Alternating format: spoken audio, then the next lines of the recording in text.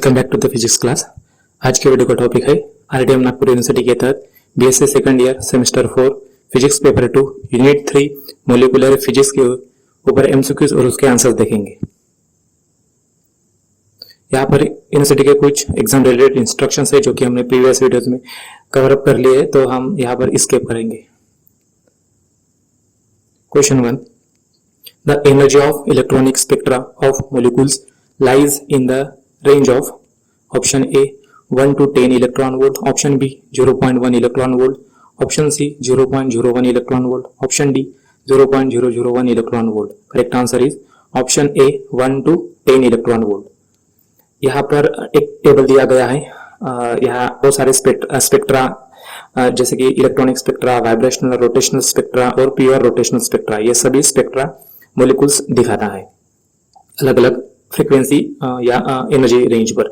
तो हमने इन स्पेक्ट्रा को energy in term of centimetre inverse और इलेक्ट्रॉन वोल्ट में हमने डिस्ट्रीब्यूट किया है।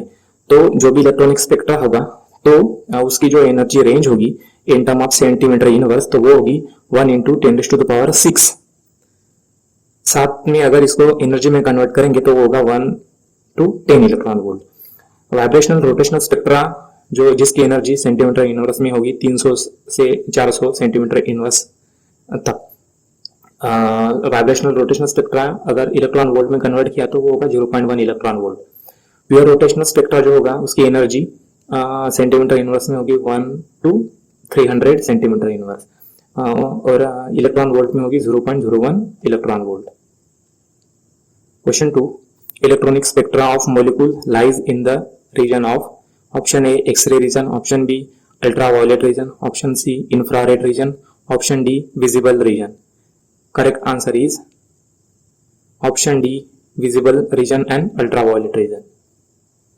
यहाँ पर एक डायग्राम है जिससे हम क्लियर दिखाई दे रहा है कि जो भी इलेक्ट्रॉनिक स्पेक्ट्रा होगा मोलिक्यूल में, तो वो स्पेक्ट्रा विजिबल और जो यूवी रीजन होगा तो वहां पर वो दिखाई देगा, यानी कि उस रेंज में होगी। वेराज जैसे कि मोलिक्यूल्स में वाइब्रेशनल स्पेक्ट्रा भी होता है तो उसकी रेंज इंफ्रारेड रीजन में होती है, जो कि उसके बाद में रोटेशनल स्पेक्ट्रा होता है due to rotation of the molecule, वो माइक्रोवेव और इंफ्रारेड रीजन में होता है।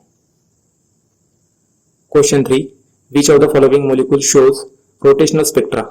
Option A nitrogen molecule, nitrogen dioxide, nitrogen gas N2 molecule, option B NO molecule, nitrogen oxide molecule, option C HCl molecule, hydrochloric acid molecule, option D carbon monoxide molecule. Correct answer is option B nitrogen oxide molecule.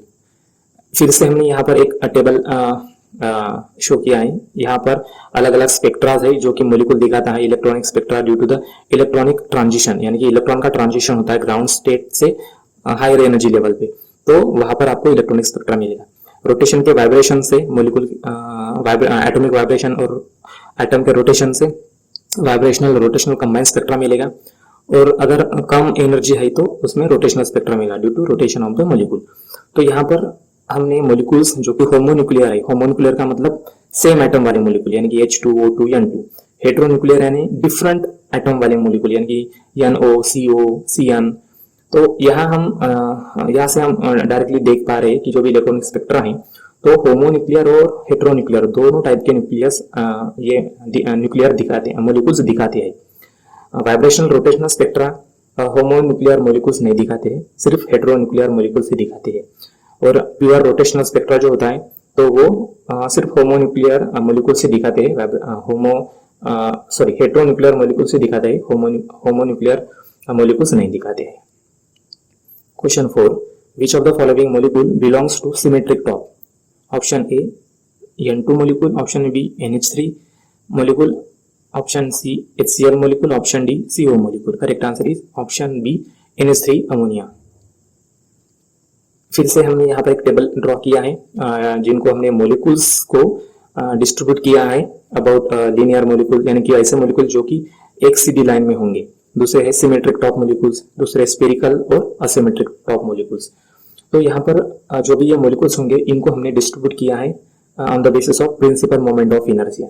Principal moment of inertia का मतलब कि जो भी access होंगे 3 access A B C, तो उसके ऊपर ये हमने इनको डिस्टिंग्विश किया है। तो लीनियर मोलिकुल्स के लिए जो भी प्रिंसिपल मोमेंट ऑफ इनर्शिया होगा तो वो होगा I A is equal to 0 and I B is equal to I C. ये है आई का मतलब होता है moment of inertia about C axis, और ये आई बी का मतलब moment of inertia about B axis. तो लीनियर मोलिकुल्स के एग्जांपल है यहाँ पर H2O2 N2 HCl CO2 C2 H2 and CO। उसी तरह से सिमेट्रिक टॉप मोलिकुल्स ऐसे होते हैं symmetric top molecules, spherical top molecules और असिमेट्रिक टॉप मोलिकुल्स के एग्जांपल यहाँ पर दिए गए। Question 5, principal moment of inertia of asymmetric top molecule is option A IA is equal to 0, IB is equal to IC, option B IA is equal to IB is equal to IC, option C IA not equal to IB equal to IC, option D IA not equal to IB not equal to IC। correct answer is option D IA not equal to IB not equal to IC। यहाँ पर फिर से हमने एक table में जैसे कि previous question में देखा था, तो linear molecule, symmetric top, spherical top और असिमेट्रिक टॉप मोलिक्यूल्स को हमने डिस्ट्रीब्यूट किया है। Question 6, selection rule for the pure rotational molecular spectrum is option A delta J is equal to +2, option B delta J is equal to -2, option C delta J is equal to 0 plus -2, option D delta J is equal to 0 plus -2। correct answer is option C delta J is equal to +-1। यहाँ पर जो भी rotational spectra होगा तो वो molecules के rotation से मिलेगा।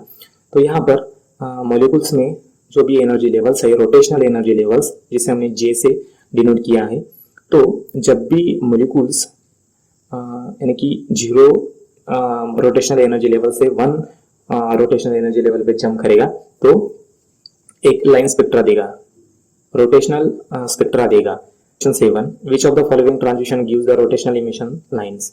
Option A J transition to J+2, option B J transition to J+1, option C J+1 transition to J, option D J+2 transition to J। correct answer is option C J+1 transition to J। यहाँ पर फिर से हम rotational emission spectra देखेंगे। Previous question में हमने rotational absorption spectra देखा था जो कि ग्राउंड स्टेट से हायर एनर्जी लेवल पर मॉलिक्यूल जाता है। इस इमिशन स्पेक्ट्रा में क्या होता है कि molecules already higher energy level पे होता है और वो लोअर एनर्जी लेवल पर जंप करता है। जैसे कि हम यहाँ पर देख पा रहे हैं कि एक मॉलिक्यूल है जो कि 4th रोटेशनल एनर्जी लेवल पे है, जो कि जंप करता है 3rd रोटेशनल एनर्जी लेवल पर, जिससे हमें एक रोटेशनल स्पेक्ट्रम लाइन मिलती है। तो इस इमिशन स्पेक्ट्रम के लिए कंडीशन है delta J is equal to -1, यानी कि फाइनल एनर्जी लेवल में से इनिशियल एनर्जी लेवल, यानी कि 3 - 4 कितना आएगा? -1। Question 8, which of the following transition gives the rotational absorption line? Option A J transition to J+1, option B J transition to J+2, option C J+2 transition to J, option D J+1 transition to J। Correct answer is option A J transition to J+1। यहाँ पर फिर से हम absorption spectra देख रहे हैं। तो absorption spectra कब मिलता है? जब भी मॉलिक्यूल ग्राउंड स्टेट में होता है तो वो एक्साइटेड स्टेट में चला जाता है, एक्साइटेड स्टेट में चला जाता है तो वो हमें एब्जॉर्प्शन लाइन देता है, रोटेशनल एब्जॉर्प्शन स्पेक्ट्रा देता है।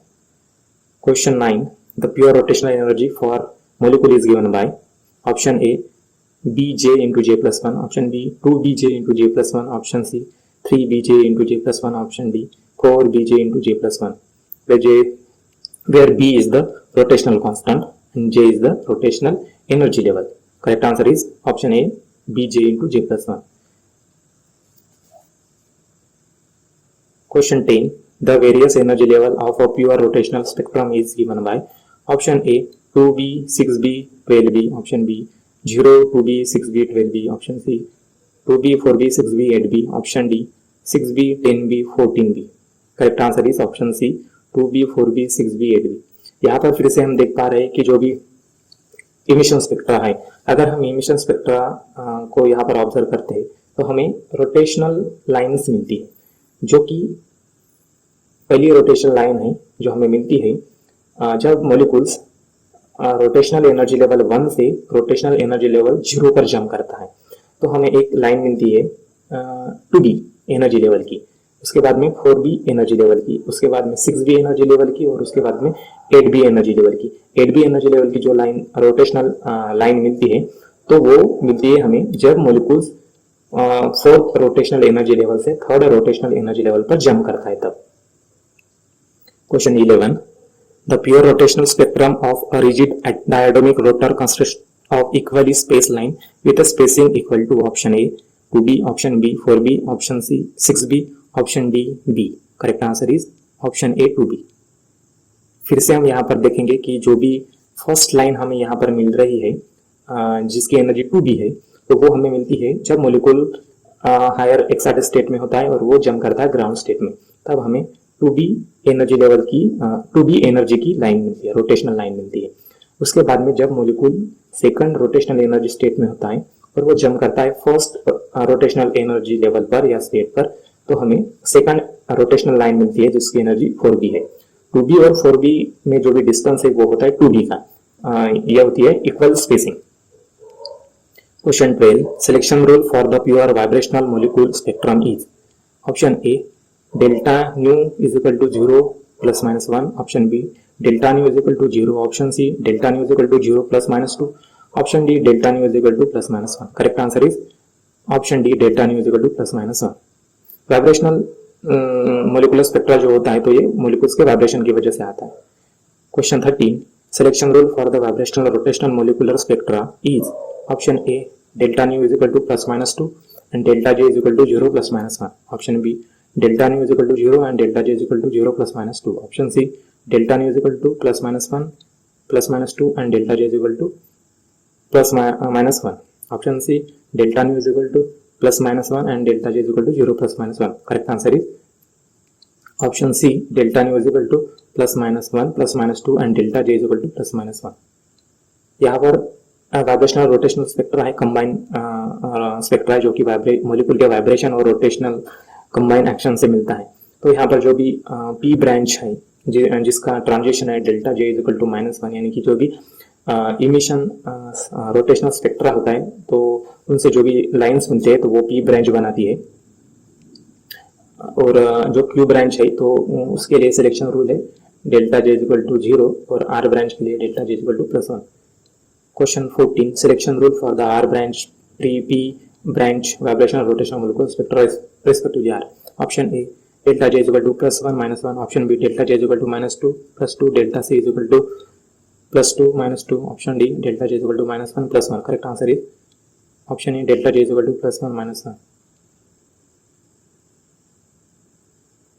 Question 15, according to the Born-Oppenheimer approximation, total energy of molecule is equal to option A total energy is equal to ER का मतलब रोटेशनल एनर्जी प्लस EV का मतलब वाइब्रेशनल एनर्जी प्लस EE का मतलब electronic energy. Option B ET is equal to rotational energy minus vibrational energy plus electronic energy. Option C total energy is equal to rotational energy minus vibrational energy minus electronic energy. Option D total energy is equal to rotational energy into vibrational energy plus electronic energy. Correct answer is option A total energy of the molecule is equal to rotational energy plus vibrational energy plus electronic energy. Question 16. The rotational constant for HCl molecule is given 1040 metre inverse and reduce mass दिया गया है HCl का जो कि 1.61 into 10⁻⁻27 kilogram है। Find the internuclear distance between the atoms forming the molecule. Option A 2.29 angstrom unit, option B 1.29 angstrom unit, option C 3.29 angstrom unit, option D 4.29 angstrom unit. Correct answer is option B 1.29 angstrom unit.